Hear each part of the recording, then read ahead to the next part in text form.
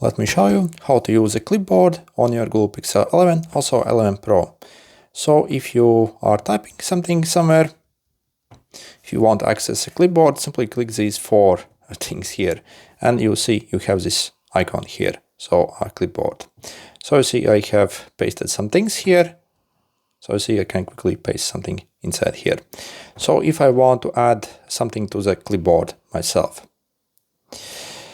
so I'll simply write something, and then I simply need to select the text, click and hold, click copy, and then I want to click on this clipboard icon here.